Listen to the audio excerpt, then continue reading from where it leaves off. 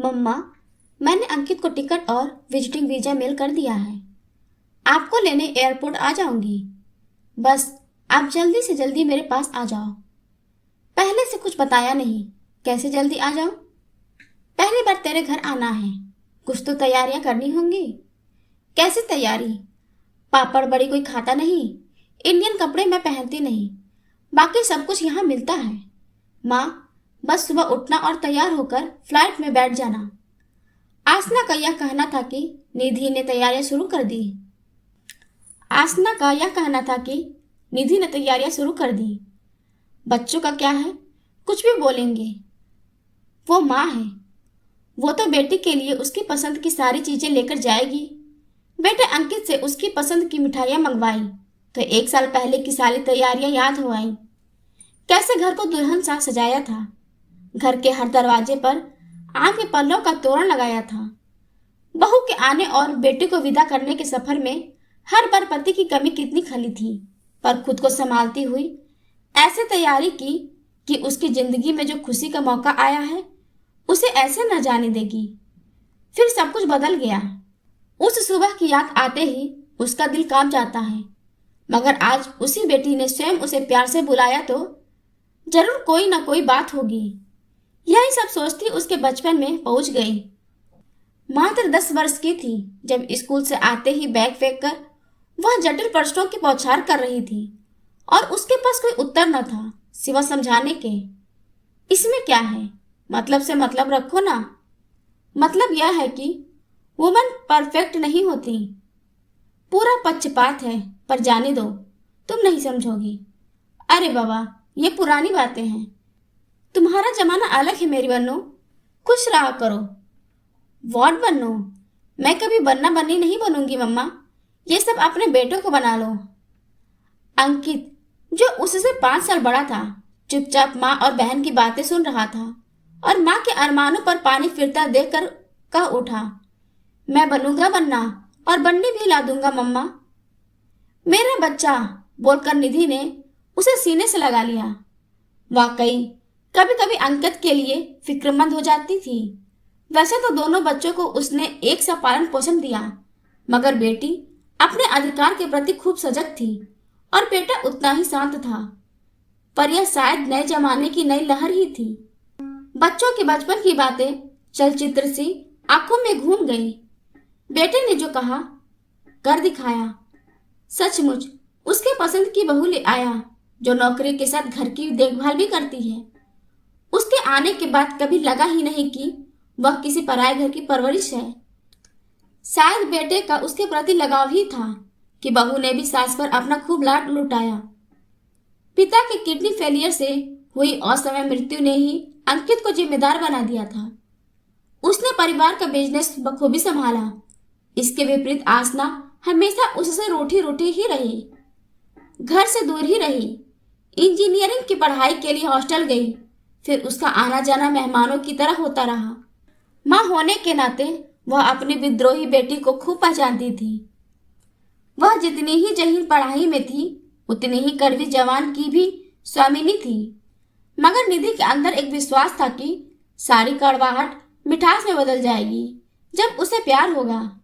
मगर प्यार के लिए भी तो उसे खुद को तैयार करना होगा। 2 वर्ष पहले सबसे बड़ी खुशी भी उसने ही दी थी कि उसकी नौकरी एक इंटरनेशनल कंपनी में लग गई है। बेसिक तनख्वाह 60 लाख रुपए सालाना है, ऊपर से कुछ वेरिएबल अमाउंट और बोनस अलग। उसका अमेरिकन वीजा भी प्रोसेस हो गया है। इस बात पर पूरे परिवार में खुशी की लहर दौड़ गई। आज भी महीने के 60,000 रुपए में घर चलाने वाली गृहिणी की बेटी अगर साल के 60 लाख से ऊपर कमाने लगे तो वाकई अपनी पैदाइश पर गर्व होने लगता है। उसकी अप्रत्याशित सफलता से उसके प्रतिनिधि का रवैया ही बदल गया। उसके स्वतंत्र विचारधारा व नई सोच के प्रति आदर का भाव पैदा होने लगा। बेटी के दिमाग में कुछ तो बात होगी जो उसे इतने सम्मानित कंपनी में इतना अच्छा जॉब मिला, और साथ ही उसके एक खुशखबरी दी कि अपने ही सहपाठी अविनाश को जीवन साथी बनाने का फैसला किया। इस बात पर निधि को लगा जैसे उसकी लॉटरी निकल गई। उसे तो यकीन ही नहीं था कि कभी बेटी शादी के लिए किसी को पसंद भी करेगी। वह तो कब से इस दिन की प्रतीक्षा कर रही थी। खूब धूमधाम से शादी कराने की ठानी। गोवा में डेस्टिनेशन वेडिंग की तैयारी की। होटल बुक कर एडवांस दे दिया गया। रिश्तेदारों ने अपने हवाई टिकट बुक कर लिए। कपड़े बन गए। शादी को बस एक हफ्ता रह गया था। आसना ऑफिस से छुट्टी लेकर घर आ गई। रात दिन दोनों लव वर्ड्स की तरह फोन पर बातें करने लगे। शुभ कार्य था तो घर को भी लाइट और तोरण से सजा लिया।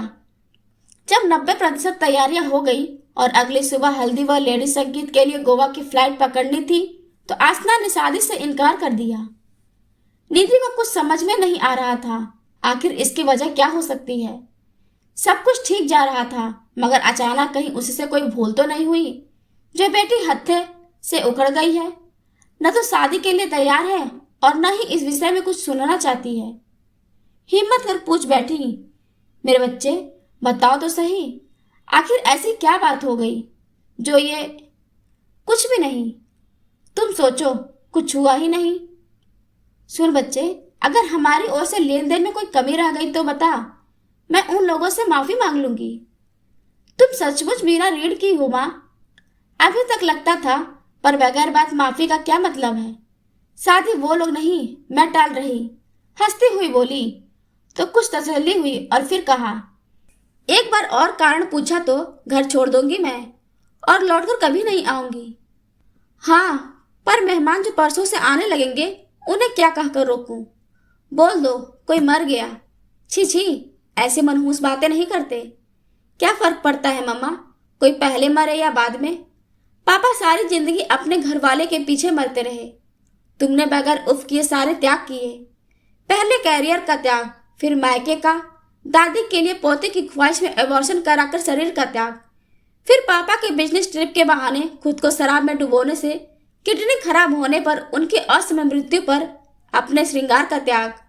माफ करना, तुम्हें देखकर मुझे यही प्रेरणा मिली है कि मैं अपना जीवन त्याग के बिना बिताऊं और यही मेरा अंतिम निर्णय है। निधि उसके इस रूप से परिचित तो थी ही। उसे तो यही आश्चर्य हो रहा था कि आखिर वह अविनाश से शादी के लिए मानी कैसे। जननी से ज्यादा अपनी जाई को और कौन समझता। इस विद्रोहिणी को अपने हाथों ही बड़ा किया था। यही सब सोचते कब सुबह हो गई पता न लगा। मालूम होता था रात आंखों में कट गई। फ्लाइट में सो लेगी यह सोचकर बची खुची पैकिंग की। अटलांटा इंटरनेशनल एयरपोर्ट पर उतरी तो बेटी के हाथ फ्रेम पर थे। एक बार तो लगा कि शायद गलती से किसी बच्चे के प्रेम को पकड़ लिया है, मगर उसने बोला, तेरे बेटे से फास्ट हूं मैं। शादी उसने पहले की, पर तुझे नानी मैंने पहले बनाया। कैसा लगा मेरा सरप्राइज? निधि निशब्द थी, कुछ सूझ न रहा था तो आंखें बहने लगी। आई हेट टीयर्स कहकर हंस पड़ी। उफ, सचमुच अपने बाप पर गई है। उसे जो करना है वही करेगी। दूसरे क्या सोचते हैं इससे उसे कोई फर्क नहीं पड़ता। तुमने शादी कब की? कुछ बताया नहीं। नहीं की, बाकी बातें घर पर करेंगे मम्मा। उसने कार में न केवल उसका सामान लोड किया बल्कि बच्चे को कार सीटर्स के बेल्ट पर बिठाकर उसका हाथ पकड़कर कार के अंदर बैठाया। एक नई माँ का ऐसा एक्टिव रूप निधि के लिए दुनिया का 8वां अजूबा था।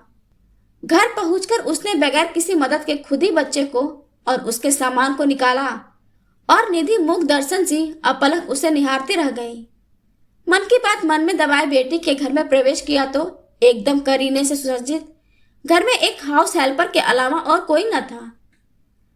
आखिरकार हिम्मत कर पूछ बैठी, इसका पिता कौन है, कहाँ है? माँ, इसका पिता वही शख्स है जिससे मैंने प्यार किया था, मगर उसे अपने ऊपर अधिकार नहीं दिया। वरना मुझसे कम तनख्वाह पाने वाला, मुझसे कम आईक्यू वाला अपने कैरियर में मुझसे आगे निकल अपने दोस्तों में शान से मेरे बच्चे का बाप कहलाने का गौरव पाता। बेटू, सिर्फ इतनी सी बात के लिए तुमने शादी नहीं की? चिल मम्मा, इतनी सी बात नहीं है। शरीर के कुछ हिस्सों के सिवा मुझ में उसमें क्या अंतर है बोलो? सिर्फ इतने के लिए मैं उसे छाती पर नहीं बिठा सकती थी। फिर उसका ही बच्चा क्यों? इस बार निधि ने तीर निशाने पर लगाया। मैंने उससे प्यार किया था। एक इस बात से निधि को तसल्ली हुई कि बेटी चाहे जितने भी विरोधी नारे लगा ले, मगर उसने मन को मलिन नहीं किया था। उसका कहना किसी हद तक सही था। कई पीढ़ियों से महिलाएं अकेली अपने दम पर घर गृहस्थी खींचती हुई अपनी मेहनत पर दूसरों का यशगान करती नहीं थकती हैं। अपने खून पर सीने से सजाए आशियाने पर पति के नाम की नेम प्लेट खुशी खुशी बर्दाश्त करती हैं। तो स्वेच्छा से अपनी ही नेम प्लेट के साथ जीना कोई गलत तो नहीं। उसकी बेटी के घर बैंक बैलेंस और यहाँ तक कि बच्चे पर सिर्फ और सिर्फ उसकी नेम प्लेट थी। कहानी कैसी लगी कमेंट करके जरूर बताएं। कहानी अच्छी लगी हो तो वीडियो को लाइक करें, शेयर करें और सब्सक्राइब करना ना भूलें।